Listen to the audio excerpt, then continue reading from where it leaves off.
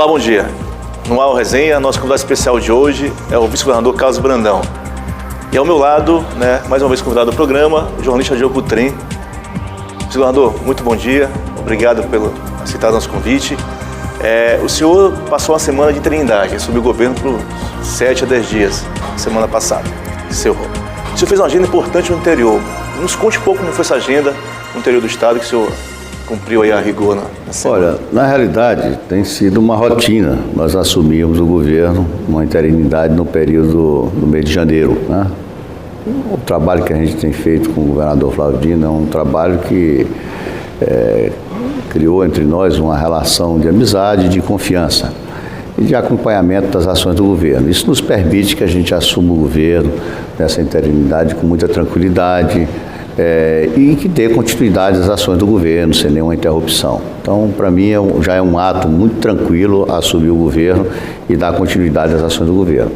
Então, tivemos uma agenda aí política, tivemos agenda técnicas, discutindo com o secretário, recebendo lideranças políticas, presidente de partidos, que é uma agenda política normal de governo, né? E visitamos também alguns programas que estão sendo executados no interior, né? Tivemos a oportunidade de ir à Baixada, inspecionar o início de uma obra chamada DIC da Produção, que é um programa muito importante, desejado pela Baixada por muito tempo. Era um sonho da Baixada que essa obra acontecesse. É uma obra que, você sabe que na Baixada, ela tem uma situação que no inverno muita água, e no verão nenhuma água, né? A água desaparece e a terra chega até a rachar. Então, nós fizemos um projeto que é chamado DIC da Produção, que é a escavação de um canal, cerca de 1.200 metros, com uma extensão, a largura de 6 metros e 2,5 metros de profundidade. Então, a finalidade desse canal é exatamente armazenar água para o verão. E no verão não tem água, porque a água vai toda embora, certo? Vai para o mar. Então, foi um programa que foi lançado para 35 municípios, já foi executado em cerca de 17 municípios, e eu fui lá em Matinha para ver a satisfação da população, a alegria da população que vai ver aquela obra gerar receita, gerar renda para a população. Porque quando chega o inverno, o verão, a água fica dentro do canal e fica os peixes. Ali é uma fonte de renda para a população. E nas laterais do canal, né, vai ser plantado banana e jussara. São frutas que vão agregar na renda das pessoas. Então isso vai dar oportunidade ao povo da Baixada, que é um povo que tem pouca renda, né, vive praticamente da pesca, vai ter mais essa fonte de renda. E nós temos exemplo de um canal desse que foi feito lá há uns 10 anos atrás no município de Arajatuba, então é um sucesso. Tem peixe o ano inteiro e agora já estão colhendo bastante banana e vão partir para a jussara também. Então é mais uma fonte de renda. A gente tem que criar a oportunidade da população ter renda. Então foi uma visita lá à Baixada muito proveitosa. Tive também uma visita ao Médio Sertão, Sua região, né? Minha região, Sua região, no município de Presidente Dutra. As lideranças políticas pediam que eu fosse lá e eu fui lá, aproveitei para conversar com vários prefeitos, várias lideranças políticas e conversar um pouco e falar um pouco das ações do governo, né? Do que o governo está fazendo, não só lá naquela região, mas em outras regiões, e o que tem de perspectiva para frente. Aproveitei, fui fazer uma cobrança na BR-226, que é o trecho de Presidente Dutra Timon, uma obra que tem 40 anos. Essa pavimentação é dinheiro federal, a obra é federal, mas em função de todas as lideranças que estavam lá me cobrando isso, eu fui, como deputado federal, uma pessoa que lutou muito por isso, e eu achei por bem ir lá fazer uma visita para cobrar a empresa e cobrar o DENIT para que a obra realmente ande, né? Porque eu sou muito envolvido com aquilo, porque há um ano atrás eu estive em Timon, assinando a ordem de serviço. Na realidade, eu fui testemunha na ordem de serviço, juntamente com o ministro Maurício Quintela, ministro dos Transportes. Então, eu, quando estava na interinidade do governo, eu convidei e ele veio aqui. E ele aqui assinou a ordem de serviço da duplicação do trecho Bacabeira-Entroncamento Miranda, né? Assinamos essa ordem de serviço lá em Bacabeira. E depois nós pegamos o avião e fomos a Timon, né? E lá foi assinado essa bendita estrada de Presidente Dutra Timon, são 100 quilômetros. E depois de um ano, né? Um ano eu voltei lá, foi agora, né? E, lamentavelmente, depois de um ano, a empresa só executou 2 quilômetros de asfalto, né? Então, 2 quilômetros? 2 quilômetros. Então, se for nesse ritmo, 2 quilômetros de asfalto por ano... De 100? De 100 vai passar 50 anos. Mas é lógico que a gente não pode fazer essa conta, né?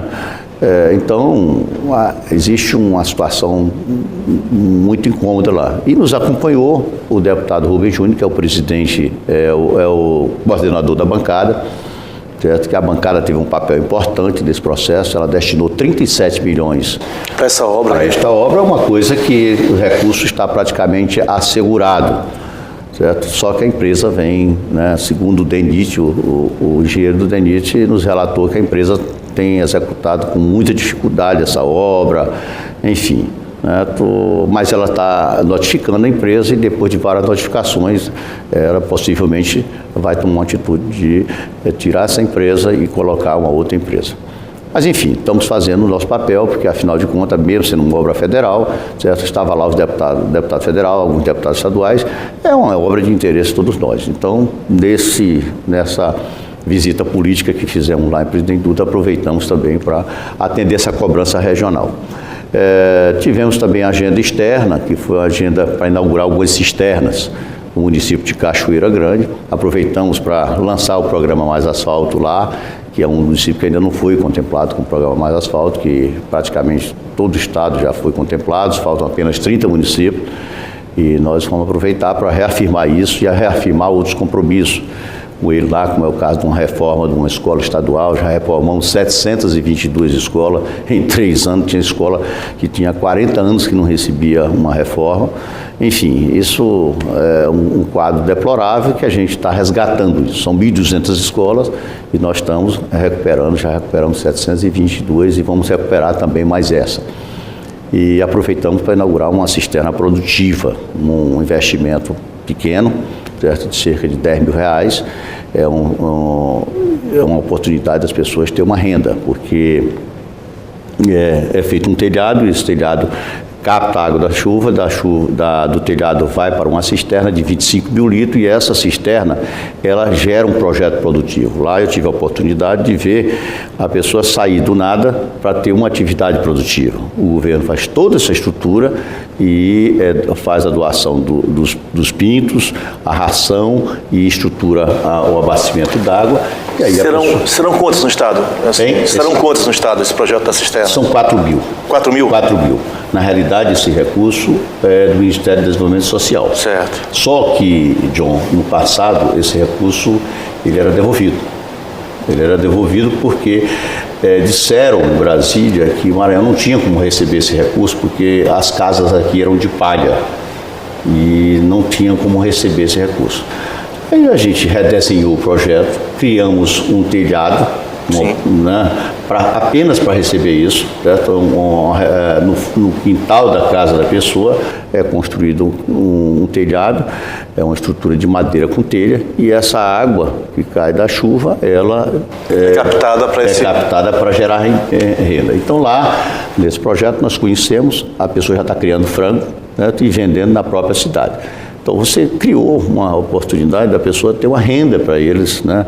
E pode ser criado vários animais, né? Então são pequenas coisas, né? Gestos que a gente deu uma solução. Esse dinheiro não voltou. Nós pedimos e encontramos a solução através desse projeto do telhado e hoje está gerando oportunidade. Tu imagina 4 mil famílias tendo uma pequena renda. Né? O que a gente tem que criar é oportunidade, não adianta, né? O Bolsa Família é importante, o Bolsa Escola é importante, tudo é importante, mas a gente tem que criar também a oportunidade de renda, como é o caso desse negócio do DIC da produção e esse caso da cisterna. E em Santa Rita também nós fomos depois inaugurar outro programa, são 1.200 cisternas nas escolas, porque tem uma escola no meio do mato, não tem como fazer um poço artesiano para cada escola, porque é caro. A prefeitura não faz, o governo federal não faz, tudo é muito complicado, então criou-se um programa de cisterna para a escola. Para quê? Para que as crianças das escolas possam ter uma água potável de qualidade, evitando doenças intestinais, verminose, vômitos, que são às vezes adquiridos por beber uma água de cacimba, enfim. Então essa água serve para atender as crianças, os professores e os funcionários da escola. Então é outra coisa que resgata a dignidade, é também um programa barato, mas feito para muita gente, termina tendo um grande alcance social. Vice-governador, é a segunda vez que o senhor, assume o governo do Estado de forma interina. E nesse período o senhor elencou agora uma série de ações positivas, avanços do governo, mas nesse período de comando do governo do Estado, o senhor visitou cidades, visitou municípios e conviveu com a realidade de muita gente. Eu lhe pergunto, Maranhão hoje, claro que ele avançou na questão da extrema pobreza, mas continua o Estado pobre. Eu pergunto, quais são os principais desafios do Estado do Maranhão, hoje ainda, o que precisa ser melhorado, precisa avançar, quais as políticas públicas e em quais setores, na sua visão, precisa ser investido pelo governo do Estado? Olha, quando nós assumimos o governo, nós fizemos um levantamento, o Maranhão estava com os piores indicadores, era lá embaixo, na área de saúde, educação, mortalidade infantil. O último ou penúltimo, né? O último ou penúltimo, sempre disputando com Alagoas. Então, o primeiro diagnóstico que nós fizemos foi o seguinte, é que dos 150 municípios mais pobres do Brasil, 30 estavam no Maranhão. Para isso, a gente resolveu fazer uma coisa desafiadora. Lançamos um programa chamado Mais IDH, para exatamente reverter, vamos sair da lanterna, vamos melhorar ali, certo? Subir 1, 2, 3 estados. Né? São coisas que a gente sabe que é a longo prazo. Mas lançamos um programa chamado Mais IDH para os 30 municípios mais pobres. São 23 ações fortes para melhorar a vida dessas pessoas, tirar essas pessoas da miséria, né? Então lançamos um programa, por exemplo, de agricultura familiar. Agricultura familiar, nós não tínhamos agricultura familiar no Estado. Criamos a Secretaria de Agricultura Familiar, uma secretaria importantíssima. Quem conhece o interior como eu sabe que com pouca coisa, com pequeno apoio ao agricultor, ele melhora de vida. E a resposta, John, é muito rápida. A agricultura é rápida, com 6 meses o sujeito já está colhendo, né? Então a gente precisava de apoio, precisava distribuir tratores, certo? Agrícolas, patrulha mecanizada para melhorar a produtividade e a produção, mas só distribuir não resolve, a gente tem que dar assistência técnica. Para isso contratamos um agrônomo para cada cidade dessa e alguns técnicos agrícolas para que eles trabalhassem a cabeça dessas pessoas, mudança de mentalidade. O problema nosso é que nós temos que trabalhar a mudança de mentalidade, que está muito atrasada, há muito tempo, não houve um trabalho sobre isso. Então tivemos também a ação na área de saúde, né? Contratamos um médico para cada cidade dessa, enfermeiro, assistente de enfermeiro, para que eles visitassem as casas, um programa chamado Força Tarefa, né? Então isso fez com que a gente identificasse muitas pessoas que estavam morrendo por problema de diabetes, que não tinham remédio, que não sabiam que eram diabéticos, hipertensão, certo? Tuberculose, certo? Coisa que praticamente não existe mais. Se extinguiu no país, não tem no país. Extinguiu e aqui ainda tinha, né? Então isso serviu para a gente fazer um diagnóstico. A questão das cozinhas comunitárias, né? Que é uma coisa de melhorar a alimentação das pessoas, né? A própria agricultura familiar vai vender para a cozinha comunitária, o Estado vai bancar tudo, são 30 cozinhas comunitárias.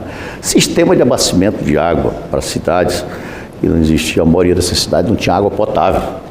Então está avançando. Eu vou dizer que já resolveu tudo? Não, porque às vezes a empresa ganha licitação e não consegue executar. Nem toda empresa tem essa eficiência e nem tem capital para executar, mas foi ela que ganhou a licitação. Então nós estamos aí, certo, vários programas, certo? Na área de escola, por exemplo, nesses municípios, eu estou focando por enquanto falando sobre essa questão do programa voltado para esses 30 municípios, mas esses programas não ficaram só nos 30 municípios, eles foram mais fortes nesses municípios. Habitação, certo? Saindo daquelas casas de palha e taipa para a casa de alvenaria.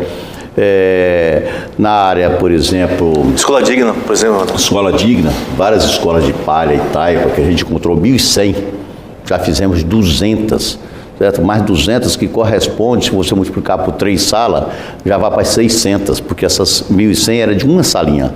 E o banheiro no meio do mato, a criança às vezes ia utilizar o banheiro e muitas delas foram picadas por cobra, né? Sem mínimas condições sanitárias. É um negócio assim, muito triste. Apesar dessas escolas de palha e bairro ser de obrigação dos municípios, o governo resolveu fazer. Tem muitas ações que eram do município, o governo resolveu bancar, não, nós vamos fazer porque os municípios estão com muita dificuldade, nós vamos fazer e assumir isso. E até o final do ano, nós estaremos com todas, não vai existir mais escola de palha e taipa. Tudo isso impacta no IDH. Né? Então assumimos isso, assumimos o Bolsa Escola, criamos um programa muito bom que para dar dignidade à criança. São 50 milhões que a gente gasta todo ano para comprar farda para os meninos, para eles terem dignidade numa escola arrumado, certo? Com tênis, com mochila, com lápis, com caderno, com o livro, para ele poder estudar e ele se sentir, certo, confortável dentro de uma sala de aula, poder usar um banheiro de forma digna. Então, são atribuições municipais, mas a gente assumimos para ajudar os prefeitos. Então, são todos esses programas que nós estamos resgatando, certo? Só que não se constrói 300 escolas, certo, num mês. A gente precisa num prazo. Além do que, nós estamos reformando as escolas estaduais, são 1.200 escolas estaduais, nós reformamos 722 e vamos continuar reformando e ampliando e construindo. Ou seja, é uma cadeia, né? Tem que fazer desde a escola da criança, lá no meio do mato, ensino fundamental, construir as escolas, certo? Fortalecer o setor educacional. Nós temos o melhor salário de professor do Brasil de 40 horas. Então, numa crise dessa, nós temos que fortalecer também o professor. Não adianta dar uma escola bonita e pagar mal. Então, tudo é um processo, né? E melhoramos também muito nessas questões. Então, assim, foram vários programas sociais, certo? Que foram feitos numa quantidade maior nesses municípios mais pobres, mas fizemos também várias ações em outros municípios, do que diz respeito à educação, à saúde, ao saneamento, à infraestrutura. Governador, vamos a um rápido intervalo e voltamos já.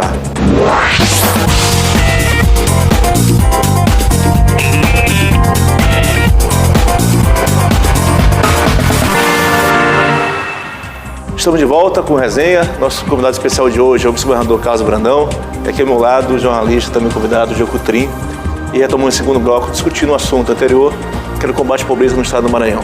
João, tem uma questão sobre isso. Bom, vice-governador, a oposição tem batido na tecla de que o governador Flávio Dino não conseguiu reduzir a pobreza no Maranhão. Eles têm dados, inclusive, do IBGE que mostram que a extrema pobreza no Maranhão subiu de 51%, 52% para 53% na gestão do governador Flávio Dino. A gente sabe que o mote do Flávio Dino na campanha eleitoral foi reduzir a pobreza no Maranhão, melhorar os indicadores sociais, alavancar a questão da economia, de investimentos, só que eles estão hoje atrelados a números divulgados recentemente pelo IBGE, de que o Maranhão, segundo o discurso que eles têm batido na tecla, é de que o Maranhão não mudou, continua pobre e continua com o maranhense passando fome.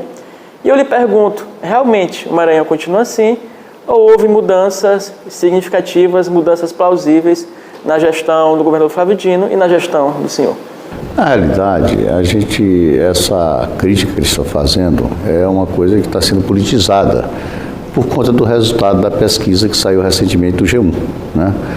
De todos os compromissos que o governador assumiu em campanha, ele conseguiu realizar 92% desses compromissos, né? E isso fez com que ele fosse considerado o governador do Brasil que mais cumpriu o compromisso de campanha. Isso acho que irritou muito a oposição. Incomodou muito a oposição. Incomodou. Né? Então eles ficam levantando dados e tal. Só que eles falam, governador, que de acordo com o plano de governo registrado na Justiça Eleitoral, né, não foi avaliado todas as promessas do governador Flávio Dino, foram só algumas. Isso é verdade, não é? Como é que... Não, eu acho que, assim, foi mais a intenção de politizar, né? Porque a G1 é uma empresa de comunicação do Brasil, a Globo, é a maior empresa do Brasil. Eu não acredito que eles tenham, até porque não tem nem ligação com a gente, né? Próximo, são mais ligados até a eles. Nós não tivemos como interferir em nada nisso aí, certo? Aliás, a outra pesquisa, o governador já estava colocado como segundo. Você acha que a gente está manipulando isso? Não tem como manipular, é só uma coisa, uma análise criteriosa, uma análise técnica, né? Agora, é uma maneira de explorar que eles estão usando, essa questão dos dados do IBGE, vão sempre explorar. Agora, o que a gente tem que deixar claro é que pobreza não se muda em 3 anos, não se muda com rapidez em 3 anos. Indicador social não se muda com rapidez em 3 anos. Eu me lembro que o Ceará, quando estava sendo governado por uns coronéis que não tinham compromisso com a população, os indicadores eram lá embaixo. Mas para mudar, John, foi preciso uma geração de políticos corretos e focados que dessem seguimento aos bons serviços que foram prestados. Começou com Tasso Gereissati, aí depois veio Ciro, veio Cid, esse outro governador agora, de forma que colocou Camilo, de forma que colocou o Estado do Ceará como um dos primeiros lugares na educação do Brasil. Agora, se muda a educação do dia para a noite, nós encontramos 1.100 escolas de palha e taipa. Nós não tínhamos políticas públicas voltadas. Me diga qual era a política pública que tinha voltado para melhorar os indicadores sociais. Certo? Que o básico disso é educação, saúde e renda. Ora, se nós não temos agricultura familiar, não tínhamos uma Secretaria de Agricultura Familiar, se nós não tínhamos saúde, só tinha um socorrão, certo? No município de Presidente Dutra para atender todo o estado e aqui em São Luís sufocado, certo? Hoje nós já temos aí 7, vamos partir para 8, com a inauguração de Chapadinha, cada um desses custa 4 milhões para manter. Então, a saúde é básica, né? E melhoramos muito, reformando vários hospitais, ajudando as prefeituras que estavam aí sem condições de manter. Hoje, um dos principais problemas é saúde, né? Agora mesmo inauguramos um hospital de ortopedia e traumatologia aqui em São Luís, que fazia 30 cirurgias por mês, agora está fazendo 400, esse mês fez 430, quer dizer, saltar de 30 para 400, então não tinha serviço público de qualidade. Né? Governador, só uma questão, por exemplo, se o senhor tivesse a oportunidade de, por exemplo, assumir o governo no Maranhão, efetivamente, o senhor mudaria alguma coisa que o Flávio fez? Continuaria? Ou o que o senhor... Não, Você concorda com tudo que ele faz? Eu concordo, porque é o seguinte, essas políticas, elas demoram a acontecer. É o que eu acabei de falar no Ceará. Se não houver insistência nesses programas, certo? Da continuidade, nós não vamos ter resultado. Um governo só não vai resolver. Tem que ter vários governos focados num projeto. É melhorar a educação, é melhorar a renda dessas pessoas, certo? E a saúde. Esse é o tripé básico de um projeto para melhorar os indicadores sociais. Só que nós estamos fazendo isso agora pegando do zero. Esse é que é o grande problema. Então, a gente não consegue colher resultados em 3 anos. Mas, com certeza, nesse próximo governo agora, a gente já vai ver a melhoria de tudo. Senhor, o senhor falou, a gente está trocando o assunto desse Maranhão, né, digamos, mais arcaico, mais atrasado, né, com dados ainda muito incipientes de saúde, educação, geração de renda, enfim. Mas, por outro lado, também o senhor tem capitaneado uma discussão importante que é a busca de investimentos externos para o Estado do Maranhão. Quer dizer, numa outra ponta, o senhor tem dialogado com uma série de setores empresariais, inclusive internacionais, né, para o Estado, e que o senhor falasse um pouco desse cenário, né, de investimento que o Maranhão pode vir a receber e vem recebendo. É muito boa a pergunta, porque o governador ficou muito focado aqui nas questões locais, na área de saúde, porque tinha que atuar fortemente, né, tinha que resolver muita coisa na área de saúde, tinha muito pouco serviço, na área da segurança, enfim. Aí ele me pediu que eu fizesse um trabalho atrás de investimentos internacionais, né, e assim nós fizemos, né. O Ceará, por exemplo, ele passou 7 anos, começou na época do Tasso também, para implantar uma siderúrgica. 7 anos. Então não foi um governo, foram quase 3 governos para inaugurar. Inaugurou recentemente essa siderúrgica. Uma siderúrgica que é um consórcio da Vale com uma empresa coreana. Certo? Então nós estamos insistindo e trabalhando nesse projeto. Nós passamos 3 anos recebendo investidores chineses e viajando à China para montar essa engenharia. Não é fácil, precisa ter muita prudência, equilíbrio.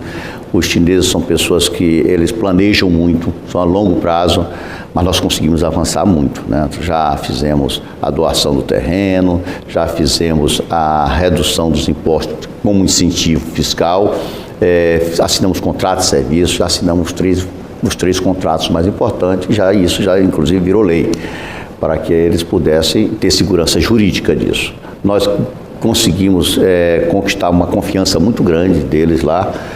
Eles têm comigo uma relação de muita confiança, de seriedade, para que a gente possa atrair esses investidores. As coisas estão avançando, vencemos já 3 anos. A empresa, a siderúrgica, é um investimento de 5 bilhões de dólares. A perspectiva de gerar aí cerca de 10 mil empregos durante a construção e 3 mil empregos depois de pronto. Então eles estão vindo agora em março, deve estar inaugurando o escritório já deles. Né? Só lembrando assim, isso não é investimento do Estado, né? Não, o Estado é investimento internacional para atrair capital empresarial, quer dizer, você está de atração de investimento para o Maranhão, não é uma coisa que o governo faz, o governo está dando as condições, digamos, econômicas, né, estruturais. Porque é interessante para a gente trazer. As pessoas às vezes confundem que isso seja uma coisa, não é, né? Isso é uma coisa. Não, claro. Né? Isso é um investimento privado, que a gente foi atrás, né? Porque a gente tem as condições naturais. A ferrovia ali passa dentro de Bacabeira, esse investimento é em Bacabeira, tem porto, tem todas as condições para produzir o aço e exportar. Governador, vice-governador, no tocante ainda a investimentos, né?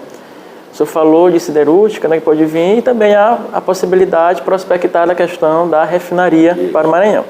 A gente lembra, apenas recordando, que isso foi uma promessa de campanha já feita por outros governantes, né? Inclusive a última governante que passou pelo governo Maranhão, ela que com o presidente Lula, com a presidente Dilma, estiveram ali em Bacabeira, né? Subiram num trator, ali fizeram toda aquela encenação, mas a refinaria acabou não saindo do papel.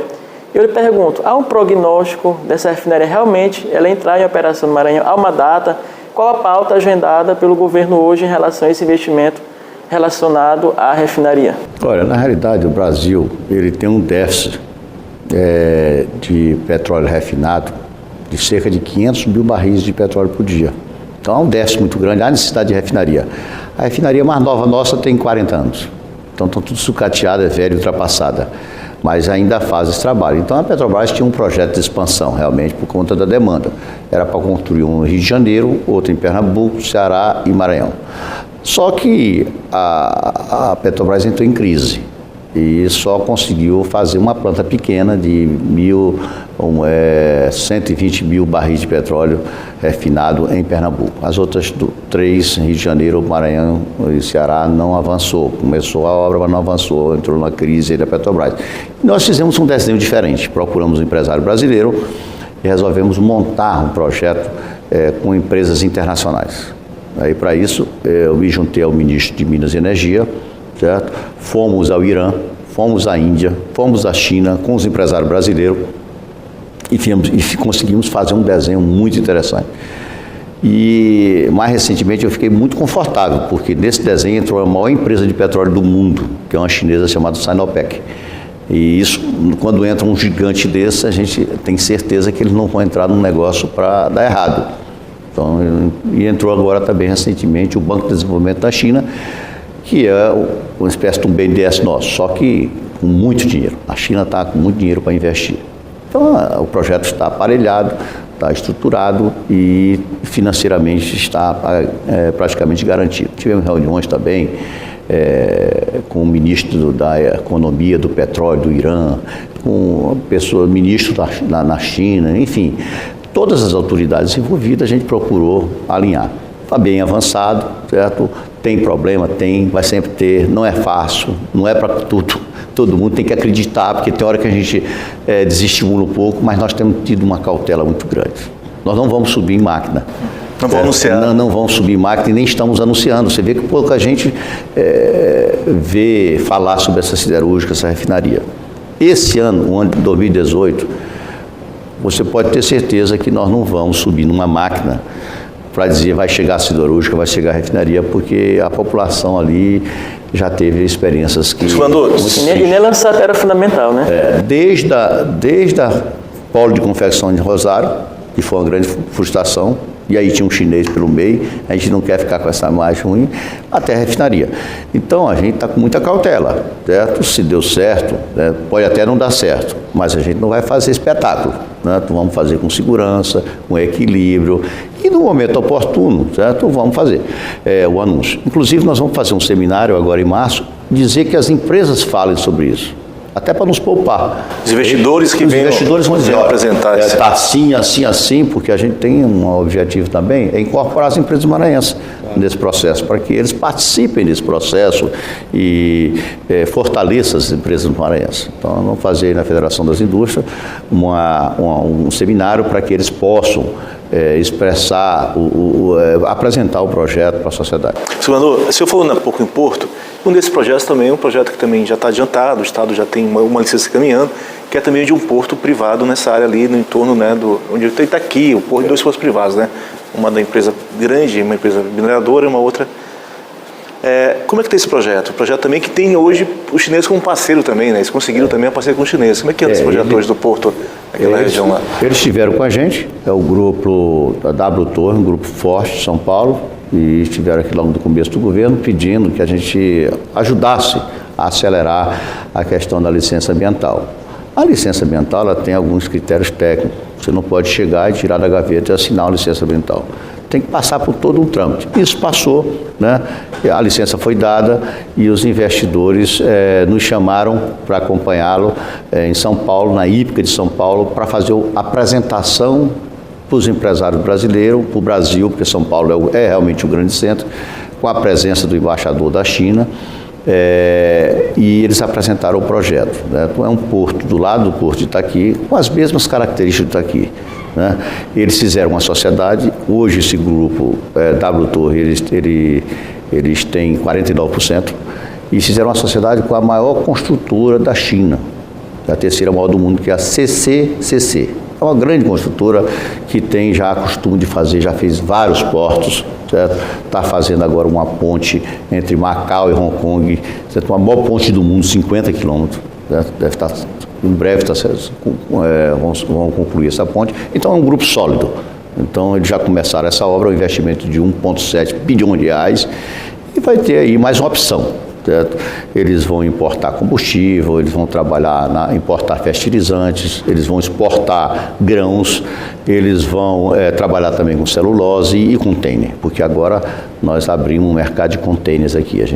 O nosso pátio ele era capaz de armazenar 20 mil containers, agora foi para 80 mil containers ano.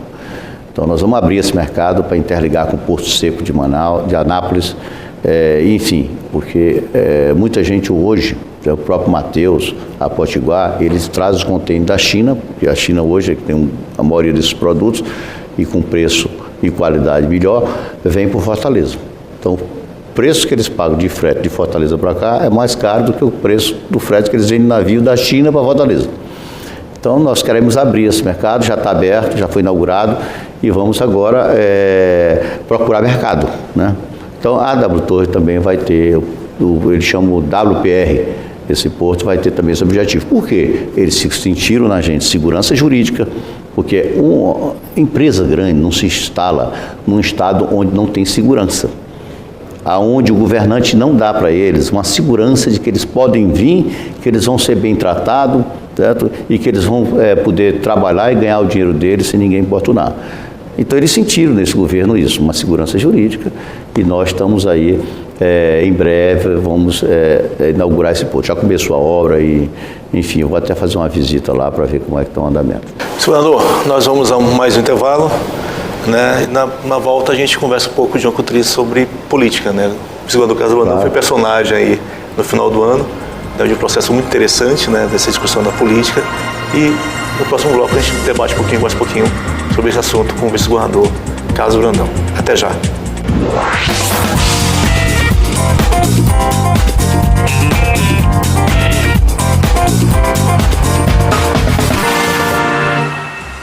Então, estamos de volta com o nosso resenha. Nosso entrevistado de hoje é o vice-governador Carlos Brandão, né, tratando de políticas públicas no Estado, de investimentos, educação, saúde. E nesse último bloco eu começo com o nosso amigo João Coutrin. João Coutrin? Vice-governador, a gente sabe que o senhor passou uma vida toda, uma trajetória toda no PSDB, né? Inclusive foi eleito vice-governador numa aliança PCdoB-PSDB. Hoje, numa situação conturbada, o senhor teve que abandonar o Ninho Tucano por conta de uma candidatura da ida do senador Roberto Rocha para o partido. Queria que o senhor explicasse bem, até porque algumas pessoas ainda têm dúvidas, por que o Brandão saiu do PSDB, por que ele está indo para o PRB, por que o Roberto Rocha era do PSB, foi o PSDB, como se deu esse desenho, essa geometria política, né? Para que a pessoa possa entender por que o senhor realmente decidiu sair do partido. A gente sabe que o senhor tinha uma amizade muito grande com Aécio Neves, né? Ele sentiu muito a sua saída, mas por conta de um projeto o senhor teve que migrar para o PRB. O senhor possa contextualizar tudo isso, remontar a história, né? De que realmente aconteceu até a sua saída do PSDB e sua ida para o PRB. Bom, na realidade, nós assumimos o PSDB em 2011. E quando assumimos o PSDB, Roberto era o presidente, saiu para o PSDB e eu assumi que era o vice-presidente. Nós estruturamos o partido, porque nos incomodava muito. O partido, uma sigla nacional muito grande, muito forte, um dos partidos mais importantes do Brasil, e ser aqui no Brasil um partido anico, né? Nós estávamos presentes apenas em 80 municípios e resolvemos tirar uma licença de 4 meses do nosso mandato de deputado federal para andar o Maranhão inteiro e procurar lideranças importantes e que tivesse compromisso com a legenda, porque não adianta só pessoas terem muito voto e tu não ter compromisso. Então fizemos uma seleção. Então, aumentamos de 80 para 217 municípios, foi o primeiro passo. Aí criamos o PSDB Jovem, PSDB Mulher, enfim, criamos as condições de um partido com musculatura para poder crescer no Estado, porque um partido nanico, ele não cresce no Estado e nem você é respeitado como liderança. E aí veio a eleição de governador. Eu defendi sempre a aliança com o governador Flávio Dino, porque eu entendia, não que eu quisesse ser vice, pelo contrário, eu nem queria ser vice, porque eu entendia que o Maranhão tinha que mudar. E das propostas que estavam sendo colocadas, o melhor nome para mudar era Flávio Dino. Então, nós fizemos essa aliança, a Aécio Neves veio aqui, avalizou essa aliança, nós recebemos ele, era uma aliança suprapartidária de 9 partidos, tinha partidos aí ligados ao presidente Dilma, tinha partido ligado a Eduardo Campos, enfim, tinha vários partidos. A gente precisava fazer aquela aliança suprapartidária para ganhar a eleição. E recebemos aqui Eduardo Campos, recebemos aqui o Aécio, essa aliança foi entendida a nível nacional. Bom, a Aécio teve em média 17% no Nordeste, aqui ele teve 20% no segundo turno. Então isso começou aí, nos fortalecemos junto à executiva nacional. Mas isso só não foi suficiente. A partir de 14, depois da eleição, a gente começou a estruturar mais ainda o partido. Através do Instituto Teotônio Vilela, a gente fez vários seminários para mostrar para a população e as lideranças o perfil dos candidatos que a gente queria no partido. Não queríamos qualquer candidato, né? Fizemos um filtro na questão do ficha suja e tal, então ficha limpa, enfim, fizemos uns critérios para que a gente pudesse ter realmente um partido com boa representação. E aí saltamos, né, participamos das convenções, das alianças, convenções e campanhas. E por isso essas pessoas ficaram com uma ligação muito forte comigo e com os demais membros do partido que ajudaram a crescer, os deputados, os prefeitos, e demos um salto enorme, né? Para você ter ideia, nós crescemos 290% no nosso partido. Foi o maior crescimento que já teve no Brasil em termos de PSDB. O PSDB que mais cresceu no Brasil foi no Maranhão. E nós nos tornamos o segundo maior partido do Nordeste. Perdemos apenas para Paraíba. Ora, se ganhar da Bahia, da Pernambuco, Ceará, todos esses estados têm grandes lideranças, como o Tasso Gereissati, lá no Ceará, que é uma grande liderança histórica, enfim. Mas nós vencemos todos. Só perdemos para Paraíba, né? Saltamos de 8 para 30 prefeitos, de 9 para 30 vice-prefeitos, graças a esse trabalho seletivo que nós fizemos e participação nas campanhas. E aumentamos significativamente o número de vereadores. Então, o que aconteceu? Todo mundo passou a nos respeitar. E como a Aécio me disse, olha, tu recebeste medalha de ouro, agora estou com dificuldade de subir no pódio, porque uma futura aliança em 18, com o Flávio Dino, tem uma resistência aqui dentro do partido. Mas por que que não teve resistência em 2014 e tem resistência agora em 2018? Porque em 2014, certo, o PT ficou com o Grupo Sarney. Ele se aliou ao Grupo Sarney. Era aliado do candidato MDB. Era aliado do Grupo Sarney, né? Coligou com eles. E agora, né, há uma tendência muito forte do PT ficar com a gente. Então, e outra coisa, que eles entendem que aquela aliança, né, não é bom para o partido, porque apesar do partido ter crescido e tudo, mas eles não podem estar apoiando alguém da esquerda. Eles, no geral, não querem mais estar fazendo acordo com a aliança de esquerda por causa do projeto nacional. Então, não vamos fortalecer ninguém da esquerda, porque o nosso projeto é outro.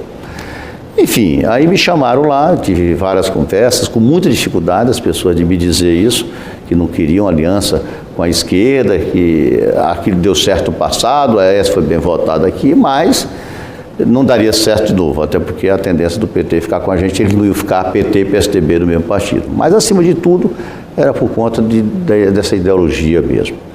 Bom, chegou o ponto deles disserem, olha, nós sabemos que tua estrutura é muito boa, é forte, tu criasse um grande grupo, e se você quiser ser candidato a governador, contra o Flávio Dino, o partido continua com você.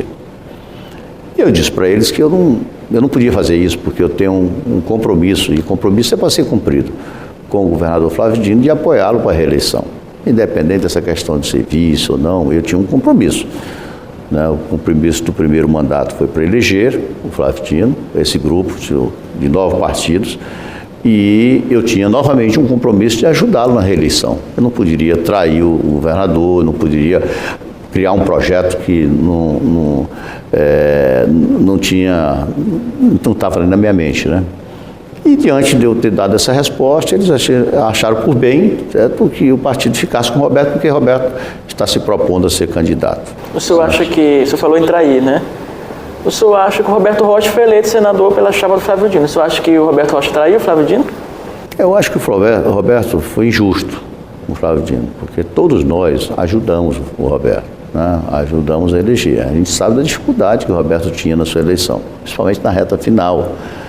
E o que ele fez, assim, não dá para compreender, porque eu acho que ele tinha que ter sido parceiro do governo, ajudado do governo federal, mas não, ele logo após a sua eleição resolveu tomar um rumo diferente e fazer um projeto para a pessoa dele, né? Um projeto pessoal. E aí tudo que se fez ficou para trás, então... Senador, o senhor foi para o PRB, mas assim... Resta alguma mágoa dessa decisão no PSDB, desse processo que o senhor passou no PSDB? Não, alguma mágoa? Não tem mágoa. Não tem mágoa. A gente termina, quando a gente está há muito tempo no partido, a gente termina gostando do partido, né? Eu defendi muito o partido. Eu chegava no interior e via aquela multidão azul e amarela, dizia, pô, o Maranhão mudou, né? Por outro lado, concorrendo muitas das vezes com o PCdoB. Eu tive vários municípios que eu disputei contra o PCdoB. Certo? O PCdoB tinha um candidato a prefeito e eu tinha outro. Certo? Ganhou alguns, perdeu outros? Ganhamos um, perdemos outro, mas sempre numa situação respeitosa, natural. Disputei com o PDT, disputei com o PMDB e não havia nenhuma interferência. Cada um faz seu trabalho, não faz uma política decente, sem agredir ninguém, nem as figuras maiores do partido. Então eu ganhei e perdi, mas sempre numa situação respeitosa. E a gente termina se apegando, né? Mas, assim, a política também tem uma hora que ela é meio pragmática, certo? Se não me querem ir lá desse jeito, certo? Eu tenho que vir para cá. Porque eu sempre entendi que eu, pelo trabalho que eu fiz, eu merecia tomar a decisão que o Maranhão permitisse, né? Então, o nosso rumo aqui era esse. O grupo que estava com a gente tinha esse projeto, que era um projeto de reeleger Flávio Dino. Mas não foi entendido nacionalmente. Nós tomamos esse novo rumo, vamos nos filiar após o Carnaval, em fevereiro, fazer uma grande filiação. Eu conversei praticamente com todos os prefeitos, todos disseram que eu não dei pressão, certo? Ouvi, como é bem, um beijo tiro, conversei com prefeitos, vice-prefeitos, liderança. Eles disseram, não, nós conversamos com você, hoje nós somos uma família e vamos lhe acompanhar. Então, o que eu sinto, a vontade deles é, assim, de criar um fato de reação, né, de procurar um outro caminho, certo? De nos acompanhar até de uma forma de apoio. Vice-governador, falando em PRB, né? O PRB é um partido que antes fazia parte do Grupo Sarney. Inclusive o seu presidente, deputado federal Kleber Verde, é um histórico sarnezista e hoje abandonou o grupo, apoia o governador Flávio Dino.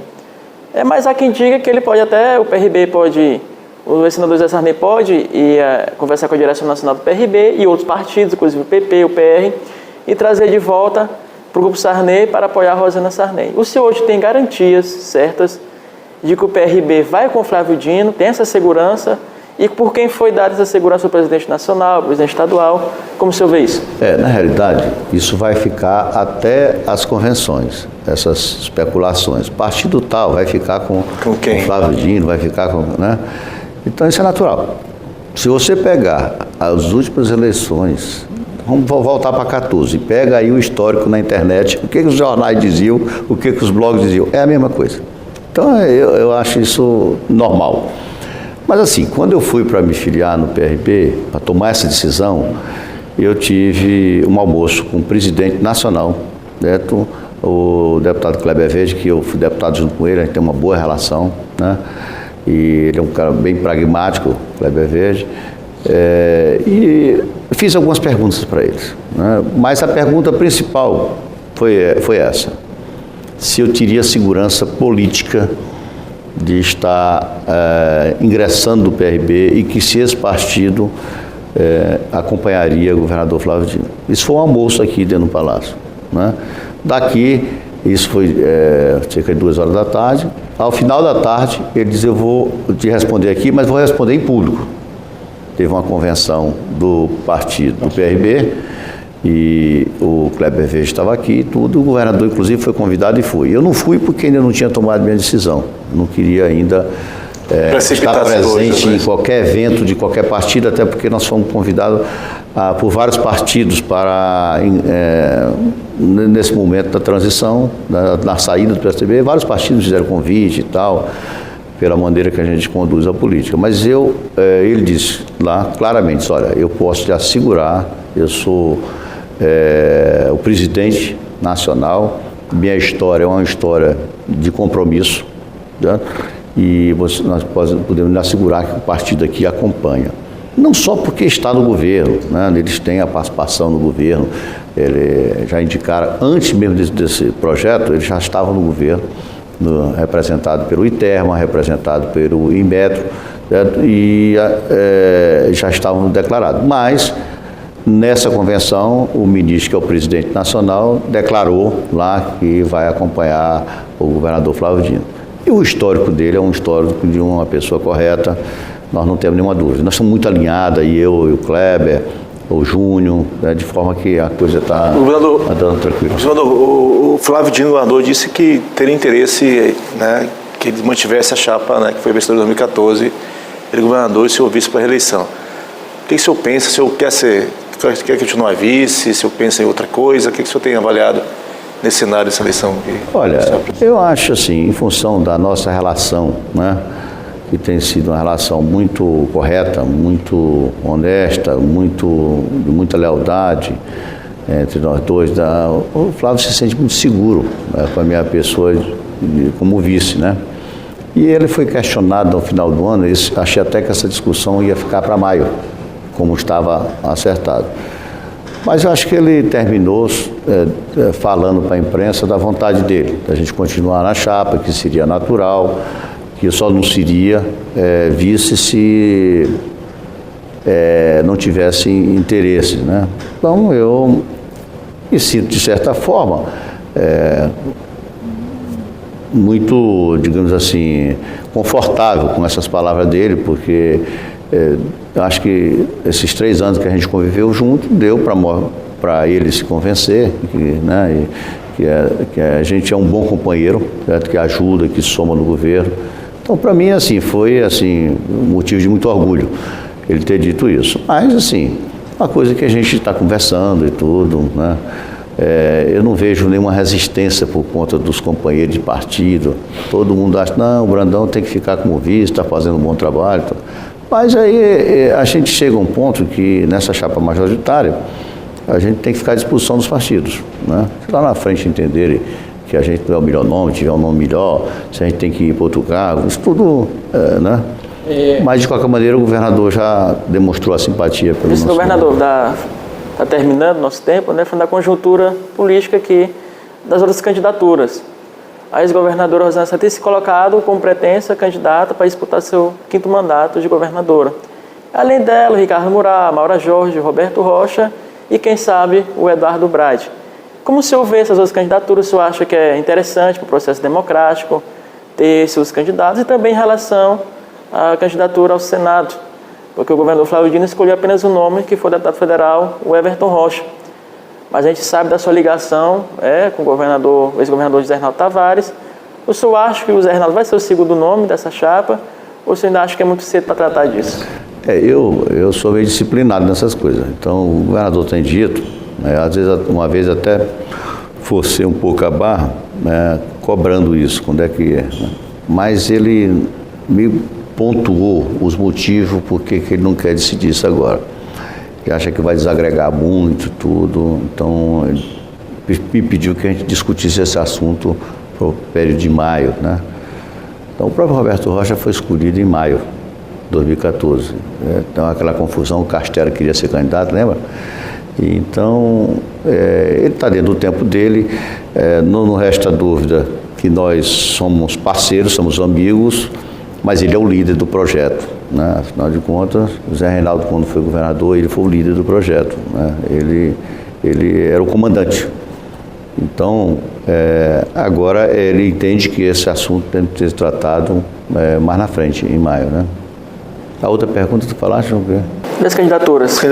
As outras. Para governo, sim. Possíveis adversários aí. Eu acho normal que as pessoas coloquem seu nome para disputar a eleição, tanto a Maura como o Jorge Braide, como o Eduardo Braide, com o Ricardo. Eu acho que o Ricardo tem uma finalidade, é só criticar o governo, né? Eu acho que essa vai ser a finalidade, não é uma finalidade de se eleger. Na realidade, Ciro Laranja, é isso? Na realidade, um conjunto, como eles chamam, cooperativa de candidatos, né? Para gerar o segundo turno. Porque se deixar só o Flávio com a Rosiana, o Flávio ganha no primeiro turno. Eu não tenho dúvida disso. Então eles estão criando essas candidaturas, alimentando, para que gere o segundo turno, né?